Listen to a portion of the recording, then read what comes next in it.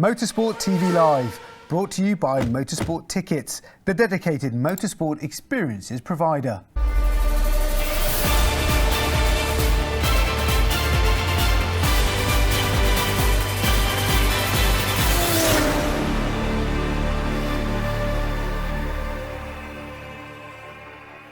Hello and welcome to Motorsport TV Live. I'm Diana Binks, bringing you all the top stories from the MotoGP 2021 season. We'll take a look at Marc Marquez's comeback from injury. We've got insight from the season with Autosport's international editor Lewis Duncan, and we'll briefly look at the Moto3 and Moto2 championships as well. All that and more coming up right here on Motorsport TV Live.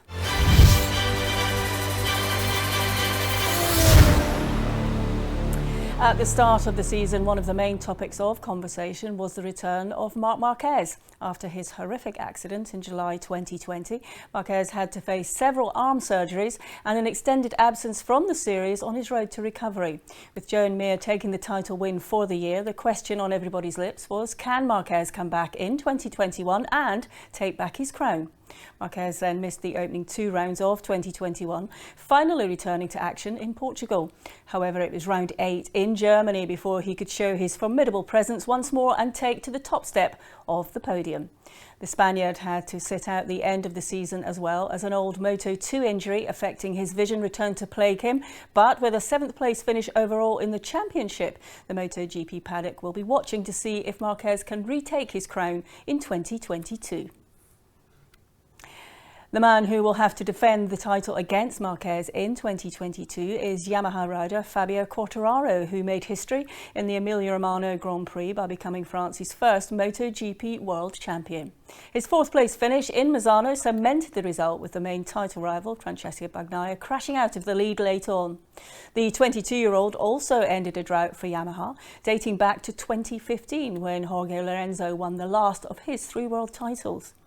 Immediately, the question turned to next year and whether or not he will run the number 1 plate, as is the world champion's right in the title defence season. Quartararo, however, is instead opting to keep his traditional number 20, saying, "I started with the number 20 and I feel like I'm not number 1. I will keep going with the number 20 until the end of my career because it's the number that really made me want to start when I was 4, and it's a really special number."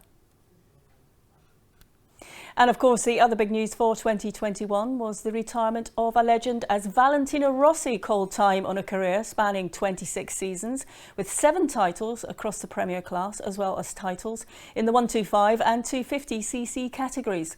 With 432 starts, 115 victories and 235 podiums, the Doctor is widely considered one of the greatest motorcycle racers of all time. Well, joining me now is Autosport's international editor Lewis Duncan to take a look back at what has been a superb season in more depth. Lewis, thanks for joining us. We're going to start with a sort of season review, but we have to start with the main man, Valentino Rossi, retiring this year. Very emotional. A lot of kind words said about him, but would you say he is the greatest motorcycle racer of all times? I mean, yeah, it's hard to look past Valentino's achievements and what he's done, not only on the track, but for motorcycle racing in general. I don't think that point can be ever overstated enough. You know, Grand Prix racing particularly was not so popular as the 90s kind of wore on. Valentino comes along and he thrusted MotoGP into the mainstream. You know, he made it this worldwide phenomenon. You know, and for 20 odd years, Dorna Sports hinged its, advertisement on "Come for Rossi, stay for MotoGP," and you know, you just look at the sea of yellow T-shirts and caps and smoke bombs that go off in every single grandstand, at every single racetrack, and every single corner of the planet, to see just how much of an impact Valentino's had on MotoGP, and it really is a true end of an era. You know, if you think of all the greats of this current generation, you know, Lorenzo, Stoner, Pedrosa, you know, they retired a few years ago now, and now finally Rossi's hung up his helmet, and it feels like a true sort of changing of the guard. And it's a strange situation now, because we knew it was going to happen, but it's still odd to now be living in this kind of post-Rossi era as it is. And of course, that'll bring up new challenges for MotoGP, but those, you know, they'll figure that out over the next few years, I'm sure. Yeah. I mean, he was such a character and had such talent. You need all of that, don't you, in sport? Or you want all of that because the fans want to have that and they engage with that. So he will be missed. Yeah, absolutely. I think you hit the nail on the head there. I would argue that Valentino Rossi was the perfect sports person. You know, like you say, he had the character, he had the talent, but he had that engagement with the fans. And I think the big thing with Rossi was that he never came across as a superstar, even though he was. You know, he wasn't a private jets to LA and doing, you know, hanging out with film stars and doing this, that, and the next thing. He was a guy that liked to go racing his motorcycles and then go back to Italy and race on dirt bikes and, you know, and laterally, of course, the VR46 Academy and surrounding himself with all those young Italian talents and helping them into their career. You never got the impression that Rossi was all that wrapped up in his ego. He had an ego, of course he did, with the amount of rivalries he had, but he never got that sense. And I think that's what's helped to give him a real sort of, you know, personal kind of approach to fans. You know, there's very few sports people out there that have that same sort of connection with fans, as far as I'm concerned. And look at the outpouring of support he got from all corners of life on his final Grand Prix weekend. And, you know, you compare that even with when Michael Schumacher retired from Formula One the first time. It didn't seem back then as big a deal as Rossi retiring did last month. So it's, yeah, everyone knows, you know, whether you're into MotoGP or not, that Valentino Rossi's a legend and that he will be missed. For sure. But you just mentioned Michael Schumacher there and him retiring and coming back. Are we likely to see that, do you think? No, Valentino's done with motorcycle racing. I'm sure he'll jump on a bike at some point, but he's now focused on what looks like to be a GT career. He's spoken about this for months now, that GT racing will be his focus. What series, we don't know. Of course, he did a test for WRT, the World Endurance Team, in an Audi R8. Whether that comes to anything or not, no one's sure yet. We know that Valentino does have a desire to race Le Mans 24 hours, and it will likely be in a GT car. But you know, the possibilities for Valentino are endless. And of course, he's going to be a dad this coming year, so I think he's going to be a bit too busy to contemplate a MotoGP return. And I mean, if you look at the state of MotoGP now in terms of just how competitive it is, there's no room for weakness. And I think really that's why Valentino made the decision to call time, because, you know, he's as fast as he's ever been, but if you're ceding 1, 2, 3 tenths, then you're going to be struggling to get into the points, and that's the reality of MotoGP now. Yeah. The champion this year, Fabio Quartararo, a very consistent season. How would you describe his year? Fantastic. Fabio, there was a lot of pressure on Fabio's shoulders coming into this season, of course, stepping up to the factory Yamaha squad and doing so to replace Valentino Rossi after quite a difficult 2020 campaign. Of course, he won those 3 races, but the Yamaha package last year was very, very inconsistent. And Fabio clearly struggled with the pressure as well. You know, he spoke openly about this, how in the final 6 races where everything just went wrong, he wasn't thinking clearly. He was just wanting to get to the end of the championship and didn't really care what position he was in. And then he went from leading the championship to 8th in the standings, and that raised a lot of questions about, is Fabio actually as good as people have been saying after such a great debut year in 2019? So he worked on himself over the winter, worked with a sports psychologist to sort of just to give himself the means to adapt to difficult situations. And we saw that any time there was a difficult moment, he bounced back emphatically. You look at the first race in Qatar, where he admitted he rode like an amateur. He was 5th, and his teammate then, Maverick Vinales, won that race. Following week, Fabio wins. You know, he has the problems with arm pump in Jerez. Following week at Le Mans, he's on the podium. You know, and that trend continued. And that was the real strength of Fabio that year, was just how he was able to respond to difficult moments, where in 2020 that wasn't always the case. He generally struggled if he struggled one weekend, he tended to struggle the next weekend. So he really refined his game. Of course, the Yamaha was a better package, and he knew how to ride it. And I think that all of it was a combination of, Marc Marquez put it brilliantly. He said Fabio learned how to suffer, and Fabio did that and married that with raw speed on a much improved Yamaha package, or a package at least that he could deliver all of his talent on. Was there a point in the season that you could see that he was going to be dominant, or was it a sort of, you just didn't know how it was going to end up until it did? I think Mugello was a real turning point. Fabio said this himself. The Yamaha has a real weakness in top speed, and they were expecting Ducati to walk over them a little bit. And of course, Pecco Bagnaia was really strong that weekend, but he crashed out of early on lap 2 while leading. Fabio had a bit of a fight with Johann Zarco, kept him at bay, and then he was able to pull away. And that was a really important victory for Fabio. It gave him a lot of confidence going forward. And from that point, it sort of really kind of looked like he was going to be hard to beat. When he had all the problems in the following race in Catalonia with the suit opening up and he got a penalty, the fact that he bounced back and got on the podium at the following round was, again, kind of carried on that sort of momentum.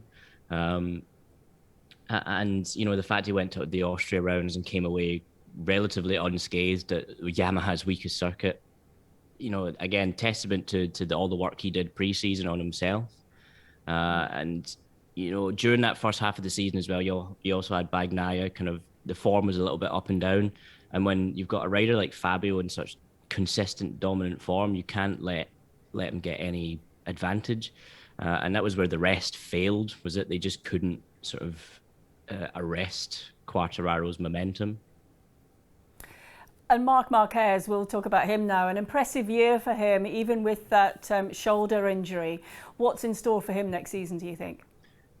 Well, we don't know at the moment, unfortunately, because he missed the final 2 races with the return of the eye issues that plagued him after a crash in Moto2 at the end of 2011. And we're really in an uncertain period for Marc right now. We don't know his current situation. We know he's visited a doctor at some point, but we haven't really heard anything from Honda or the Marquez camp. And it's a real uncertain period going into next year, which is a shame, which is a real shame, because Marc was looking like he was getting back to his old self. 3 wins this season.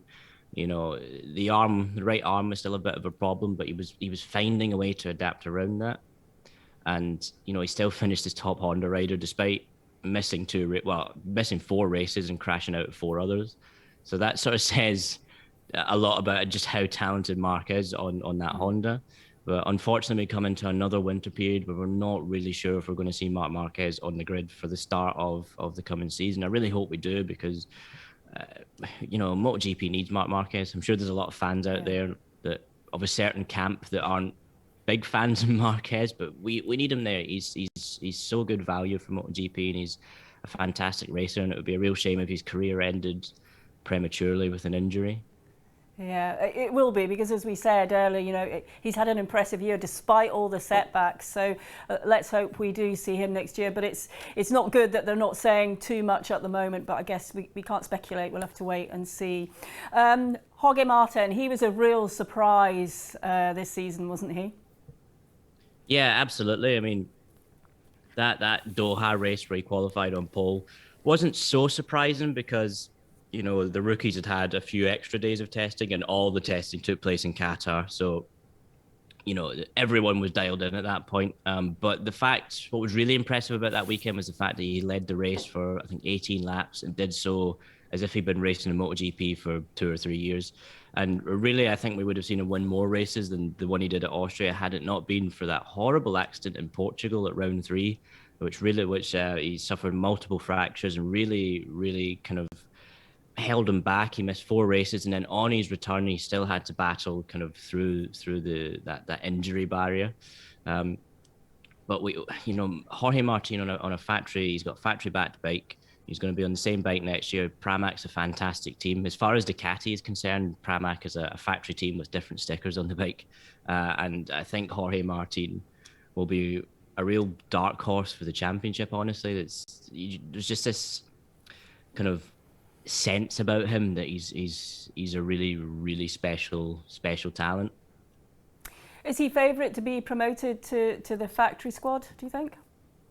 Well, Ducati will certainly be looking at it. Of course, that would obviously put a bit of pressure on Jack Miller's shoulders. Of the kind of the factory Ducatis, Jack Miller was perhaps the most. I don't want to say disappointing, but he was still inconsistent still, and we know how fast Jack is.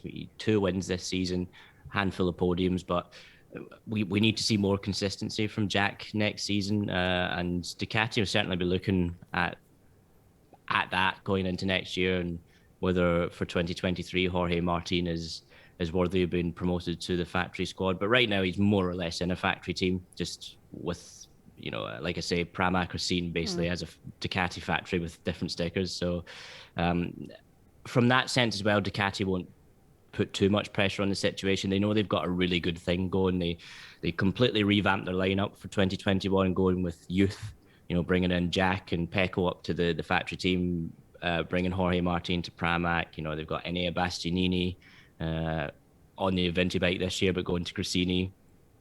Riders like Luca Marini as well. So I think Ducati are happy with the way things are right now, and I don't think they're going to pressure the situation too much, because it proved to be very competitive in 2021. But I'm sure all eyes are on Jorge. Yeah, absolutely. I mean, there is just something special about Jorge Martin. He's really suited to the Ducati. He's still got a lot to learn, he admitted himself, but I think he will be definitely one to watch from round one next season. Now, Maverick Vinales started off the season looking quite strong, and then it's just completely, the landscape's completely changed this year. We saw throughout the season really his unhappiness. Where do we start with that one? It's the most bizarre storyline of the entire championship. I mean, Maverick started the campaign and with the best victory he's ever had in MotoGP. It was no one had any money on Maverick doing what he did in the first round. And we thought, okay, here we go. This is the Maverick we were looking for. And it just didn't work. And no one really knows why. The bike was competitive, but Maverick still had the same consistency issues. And of course, that began to drive a bit of a wedge between himself and Yamaha. Yamaha took matters into their own hand and changed the crew chief from Esteban Garcia to ex-Rossi crew chief, Silvano Galbacera. That, I think, perhaps angered Maverick a bit, because he was quite very, very friendly with Garcia and actually requested Garcia be brought in a couple of years ago. And it just seemed that whatever was going on behind the scenes, there was just no way of repairing that.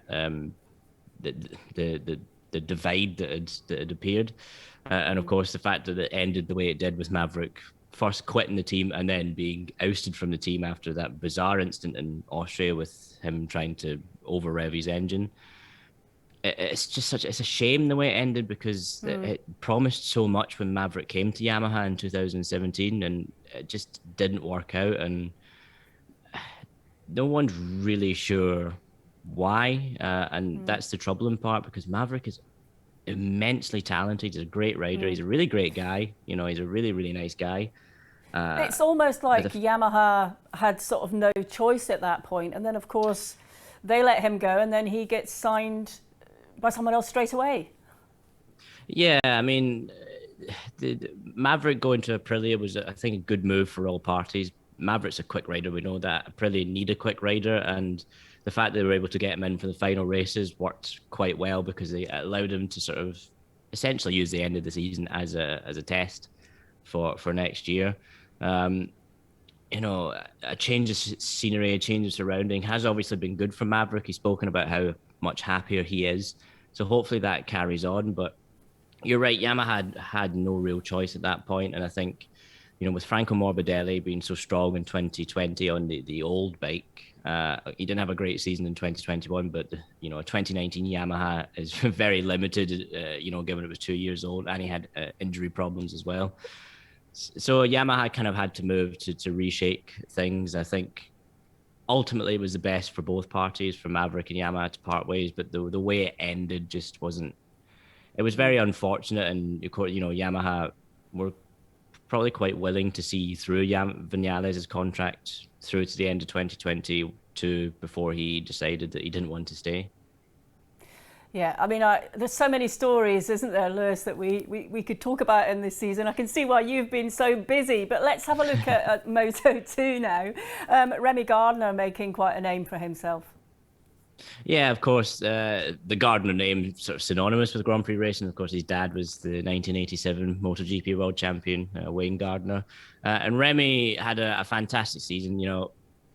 He's been in Grand Prix racing for a while and never really had the machinery. And it wasn't until 2020 when he was on a year-old Kalex frame that he really started to kind of come into his own and got his first win, signed by Aki Ayo, who we know Aki Ayo is a kingmaker in Grand Prix racing. The talent that's come through the Ayo ranks is incredible, and Remy, vindicated that really with such a strong season. He had a great challenge from his rookie teammate Raul Fernandez, who stunned everyone by beating Marc Marquez's victory tally for single season Moto2.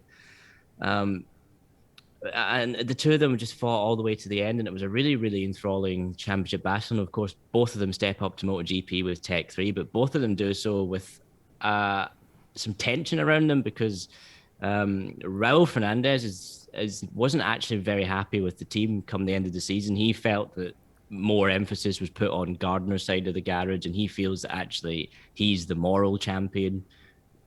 Gardner being quite a straight talking Australian. When I asked him about it at the Jerez tests, well, you can imagine his response is not something we could repeat here, but yeah, the two of them, there's a bit of kind of needle there. And Raul's promotion to Tech 3 sort of came under kind of odd circumstances as well, because he doesn't really feel that's the best move for his career. He wanted to go to Yamaha with what is now the RNF team, formerly Petronas Sepang Racing. So there's a lot of kind of interesting little subplots going on there between KTM's newest riders. But yeah, I think Gardner became the rider that we all knew he could be this year. And I think stepping up to MotoGP, he's always been good on big bikes. I think he'll surprise a few people. Of course, stepping onto a KTM, it's not like stepping onto another bike on the grid, so it's going to take them a bit of time. But the dynamic between Gardner and Fernandez is going to be a really, really interesting one, given everything that's happened so far. Yeah. And finally, if we could take a look at Moto3, I mean, of course, that's where all the young talent starts to come through. 16 years of age is our current champion. Yeah, Pedro Acosta, I mean, came out of... We knew he was quick, from his pre-Grand Prix days, but, to be a 16-year-old rookie in the World Championship in Aki Ayo's team, no one expected him to do what he did, but, podium in his first race, his first Grand Prix victory from pit lane in the second race in Doha. And it was just this... It was almost like kind of Marc Marquez-esque, the way Pedro Acosta went about his business. It turned out to be really quite an interesting championship fight in Moto3, despite the fact that Pedro was so dominant to begin with, because Leopard's Dennis Foggia sort of really, after a really difficult start to the season where he was either on the podium or doing nothing, and there was a lot of behind-the-scenes things going on with his dad and such. The second half of the season, Foggia really took off and really took the fight to Pedro Acosta. And of course, that championship ended in dramatic fashion with Darren Binder crashing into Foggia, and we remember all the chaos that ensued from that. But yeah, Pedro Acosta he's a once in a sort of generation kind of talent, just this so young but so mature as well, and so as if he's been racing in Grand Prix for years, not just in 2021. There was actually, Aki Ayo told me a funny story that after Pedro's first win, he was getting so many messages that he actually changed the SIM card on his phone because he couldn't deal with all of it. He just didn't want to. And that's the kind of rider Pedro is. He's very mature, given that he's now only 17 years old. And he's up to Moto2 next year, and he's effectively got a MotoGP contract for 2024. This is a really, really special talent, and I'm really looking forward to seeing what he can do in Moto2 next year. Obviously with Moto3 as well this season, we had that tragedy, which was difficult for everyone, wasn't it? Yeah, absolutely. And, Jason Dupasqui's death hit everyone very hard. And, of course, he wasn't the only young rider to be killed this year. There was a few of them. Thankfully, change is now being brought about. Everyone's had enough. You had Dupasquier, you had Dean Berta Vinales not too long ago. It's people. We know bike racing is dangerous, but the fact that kids, 19-year-olds, 15-year-olds, 14-year-olds, let's not beat about the bush. It's children that are being killed mostly in motorcycle racing right now. Something had to be done in the FIM and Dorna Sports, and everyone has worked together now. That has brought about positive change. Age limits are being brought in or being increased. Grid sizes for the likes of Moto3 and that type of class of machinery is going to be reduced. If there's any, it's impossible to take a positive from anything like this, but the fact that something is now being done is a positive, and hopefully going forward we don't need to bear the same tragedies that we had to this year, because it was, I think Jack Miller summed it up very well. He said he's point blank bluntly said, look, we're all sick of having to go to minute silences for kids, because it's just not right. It shouldn't be happening. And thankfully the powers that be have been listening and have taken action, and hopefully going forward we do see that having a real impact. Yeah, and that's the most important thing, that the action has been taken, the right processes are put in place, and we can still nurture the talent in the right way. So that was to come from this year. Let's look ahead to next season. How are you viewing next season now, with all the news that's gone on this year? I mean, you might as well just pick a name out of the hat and that'll be the champion, because it's going to be chaotic. I mean, we had 8 winners again this season, despite the fact it was a more normal championship, and that just shows you how competitive MotoGP is. You've got so many great talents coming into MotoGP, like Gardner, Fernandez. You've got people on the move. Bastianini onto a more competitive bike after a great rookie season. Jorge Martin, let's see what he can do in year 2.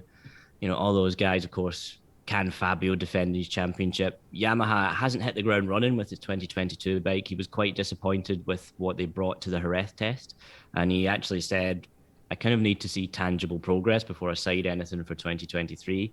Ducati and Bagnaia look like they've hit the ground running. Bagnaia said Ducati had a perfect bike already, and they've improved that. And I think, actually looking at it, I think the Bagnaia Ducati kind of partnership is one to really fear next year, because Ducati have finally they've built, I think, what is all round the best package on the grid, and I think largely they've probably got all round the best rider on the grid in Bagnaia, because he honed everything this year. He refined everything, and he's quick in qualifying. He's great in races. He's great in combat as well. There's a really, really exciting championship fighting prospect between Bagnaia and Quartararo, and of course, there's no end of names that can get involved as well, given just how competitive MotoGP is now. So I'm predicting it to be a fairly chaotic and a year without too many opportunities for a holiday for me, I think. Lewis, thank you so much. We're already looking forward to next season, but great to have that insight from you for us today. Many thanks. Thank you. Well, that's all we've got time for, sadly. My thanks to Lewis Duncan for his superb input. I'm Diana Binks. Join us again on Motorsport TV for more season reviews and rounds up. Bye for now.